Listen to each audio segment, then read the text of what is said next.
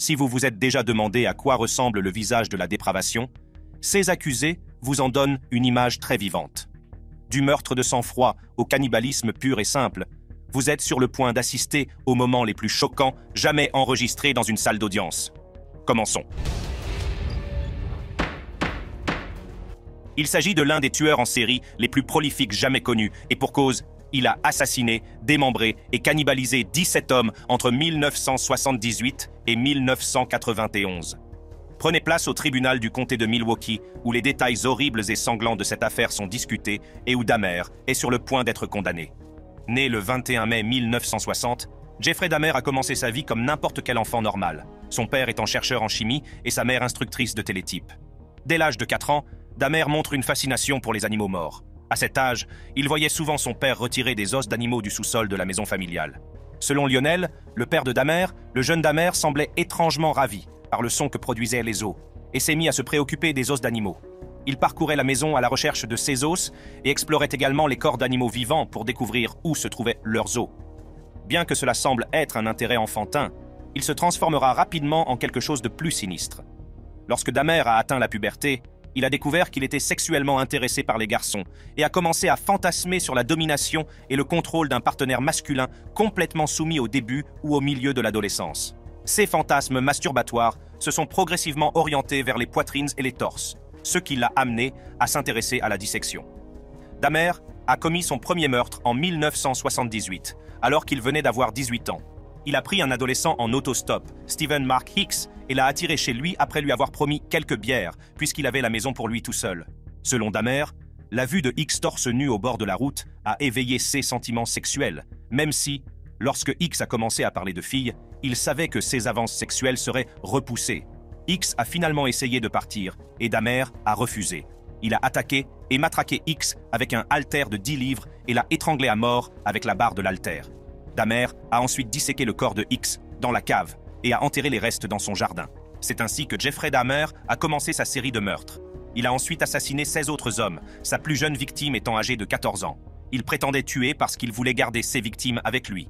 Il allait souvent chercher ses victimes dans des clubs gays et les attirait dans son appartement en leur promettant de les payer en liquide pour leurs photos de nu.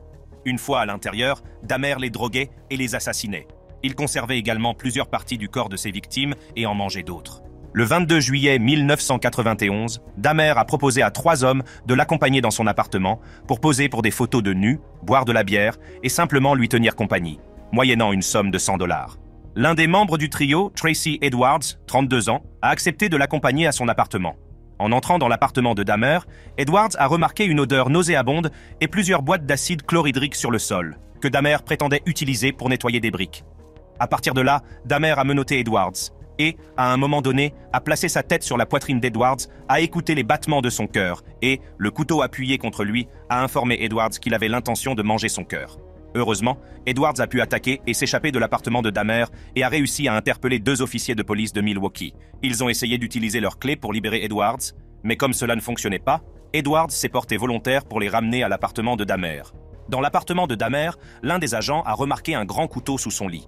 Dans un tiroir ouvert, il a également découvert des photos polaroïdes de corps humains à différents stades de démembrement. Après une enquête plus approfondie, les agents ont découvert la tête fraîchement coupée d'un homme noir dans son réfrigérateur. C'est à ce moment-là que les crimes horribles de Jeffrey Dahmer ont été révélés au monde entier. Dahmer a été arrêté et inculpé de meurtre au premier degré. Son procès a été un véritable spectacle, avec une salle d'audience chargée d'émotions et les familles des victimes qui attendaient toutes de recevoir une livre de la chair de Dahmer. Les témoignages et les déclarations des victimes présentées au tribunal étaient également à glacer le sang et chargés d'émotions. Finalement, Jeffrey Dahmer a été condamné à 16 peines de prison à vie sans possibilité de libération conditionnelle. Il a finalement été matraqué à mort par un codétenu en prison.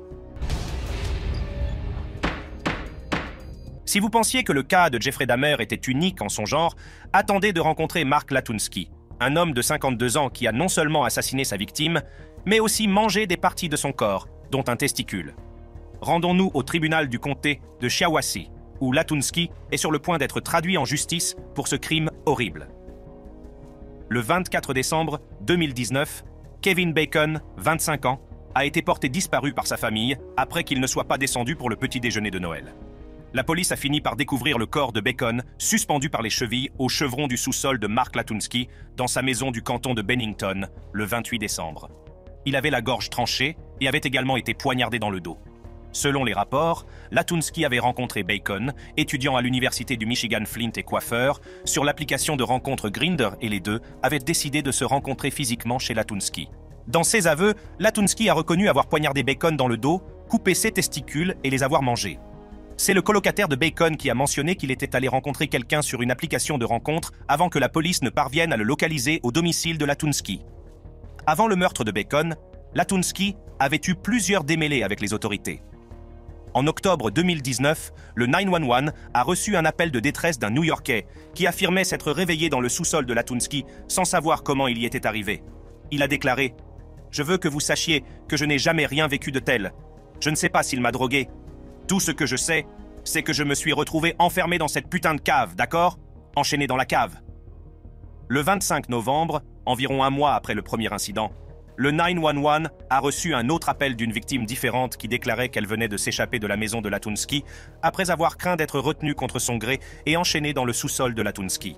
À deux autres occasions, la police a reçu des informations selon lesquelles des hommes s'étaient échappés de la maison de Latunsky. Le voisin de ce dernier a même raconté que l'un des hommes couverts de sang avait couru jusqu'à sa porte pour tenter d'échapper à Latunsky. Malheureusement, Bacon n'a pas eu cette chance et est décédé. Latunsky a été accusé de meurtre au premier degré. Il a plaidé coupable et a été condamné à la prison à vie sans possibilité de libération conditionnelle.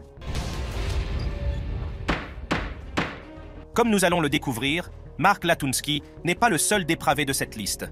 Armin Meiwes était un cannibale qui ne s'est pas contenté de se trouver une victime consentante, mais qui a commencé à faire frire et à manger un autre homme. Nous nous rendons au tribunal de Francfort, en Allemagne, où nous allons découvrir les détails de ce crime qui fait froid dans le dos.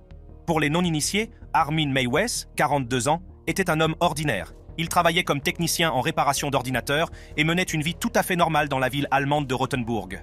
Armin Meiwes était presque le voisin idéal, aidant les autres habitants à tondre leurs pelouses, réparant leurs gadgets et les invitant même à dîner. Ce qu'aucune de ces personnes ne savait, c'est que Meiwes avait un côté sombre. Dès l'âge de 8 ans, Meiwes fantasme sur le cannibalisme. En mars 2001, Meiwes a publié une annonce en ligne indiquant qu'il était à la recherche d'un jeune homme de 18 à 25 ans, bien bâti, à abattre et à consommer. De nombreux volontaires ont répondu à l'annonce, mais ont fini par se désister. Bernd Jürgen Armando Brandes, un ingénieur berlinois de 43 ans, a répondu à l'annonce et les deux hommes ont décidé de se retrouver au domicile de Meiwes. Ils ont alors réalisé une cassette vidéo montrant Brand ingérant 20 somnifères et une bouteille de sirop pour la toux avant que Meiwes ne décide de lui amputer le pénis avec son accord.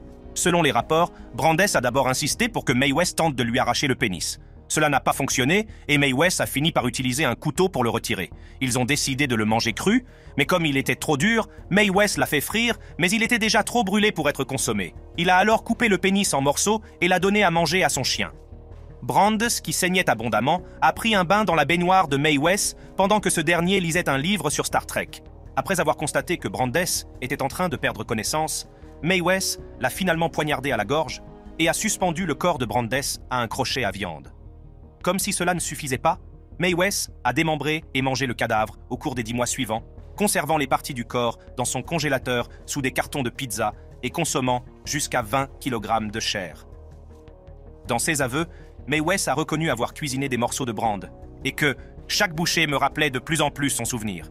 Il a finalement été arrêté en décembre 2002 lorsqu'un étudiant a informé la police de l'annonce qu'il avait faite pour trouver des victimes.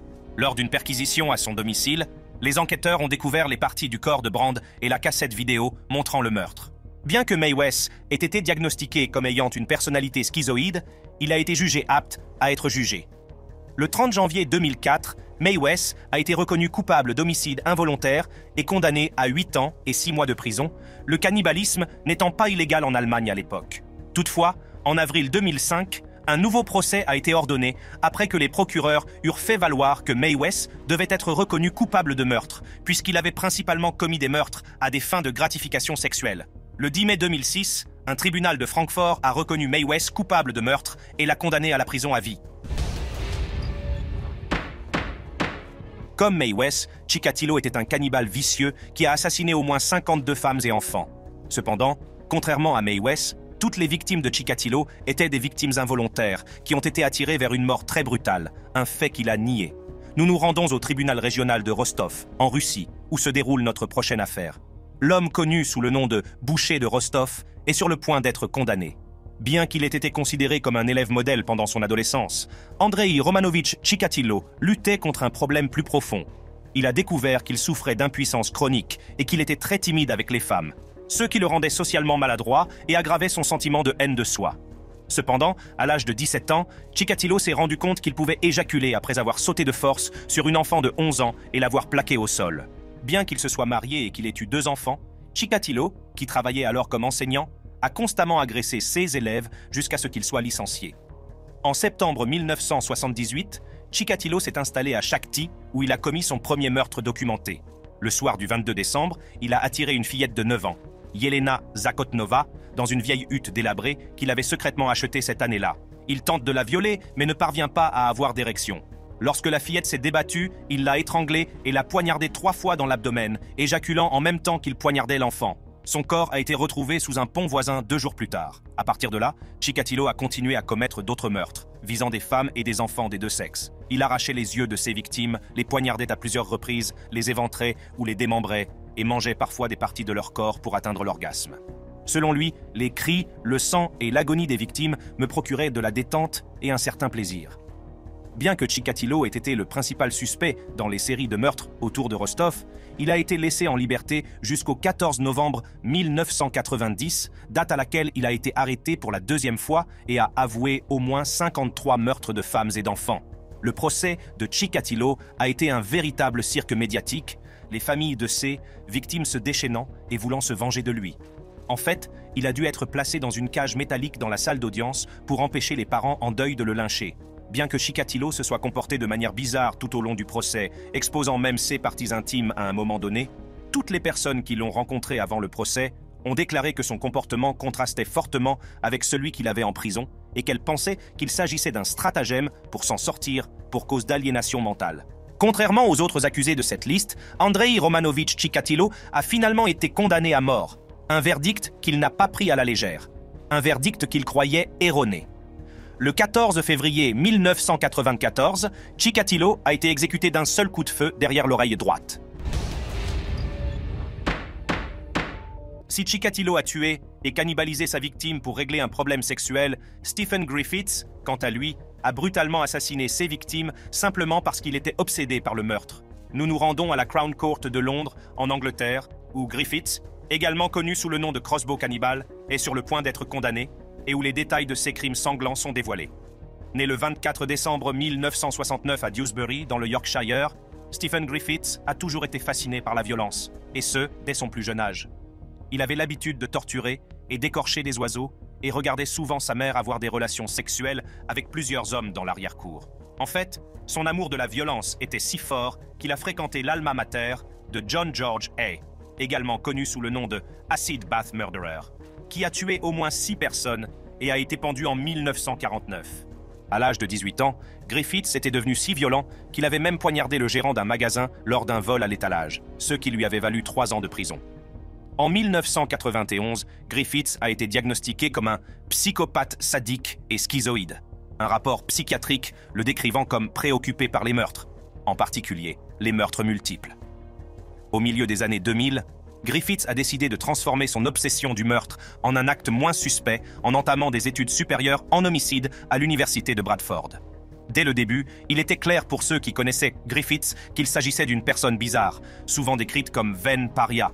Il publiait des messages bizarres sur les réseaux sociaux, écrivant même une fois « L'humanité n'est pas seulement une condition biologique, c'est aussi un état d'esprit. Sur cette base, je suis au mieux un pseudo-être humain, au pire un démon au pire. » Il était également surnommé Lizard Man, parce qu'il avait des lézards comme animaux de compagnie, et qu'on le voyait souvent les promener en laisse avec des cheveux gominés, des lunettes de soleil et un long manteau. Ses colocataires avaient des problèmes avec lui, en particulier son agressivité envers les résidentes de l'immeuble, ce qui a incité les gestionnaires de l'immeuble à installer des caméras de vidéosurveillance dans l'appartement. Ces caméras de vidéosurveillance ont fini par capturer un élément de preuve qui a permis d'élucider l'identité de Griffiths. Avec un long passé de violence et un intérêt manifeste pour les tueurs en série, Griffiths était dans le collimateur de la police locale depuis des années. Les autorités lui avaient déjà confisqué plusieurs armes. Cependant, personne n'était préparé aux crimes horribles que Griffith s'apprêtait à commettre. Susan Rushworth, 43 ans, a été la première victime de Griffith et a disparu le 22 juin 2009. Elle a été suivie par Shelley Armitage, 31 ans, le 26 avril 2010 et Susan Blamiers, 36 ans, le 21 mai de la même année. En fait, les images des caméras de vidéosurveillance de l'immeuble de Griffiths montrent Blamiers en train d'échapper à Griffiths avant d'être rattrapé.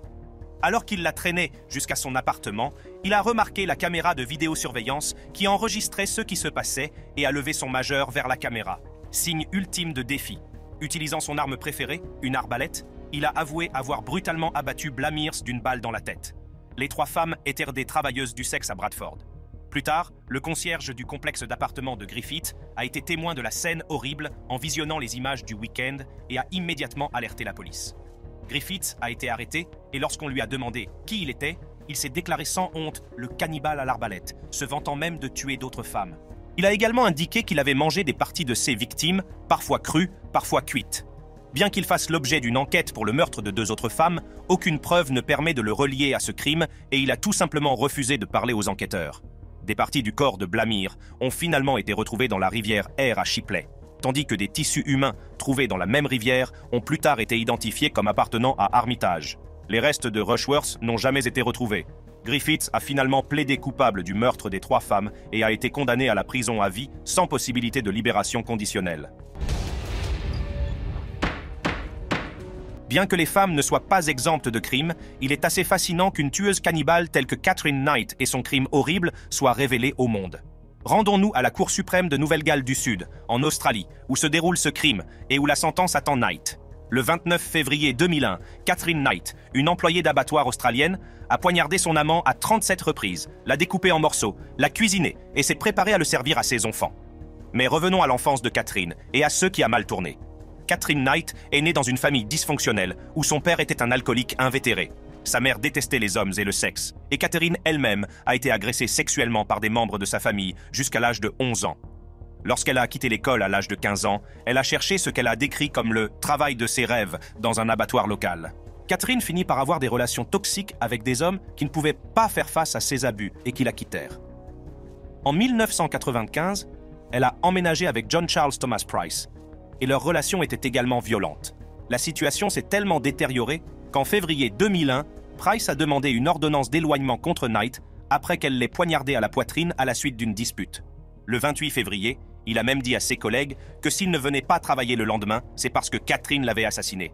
Bien qu'il l'ait supplié de ne pas rentrer chez lui, il a déclaré qu'il avait peur qu'elle tue ses enfants s'il ne le faisait pas.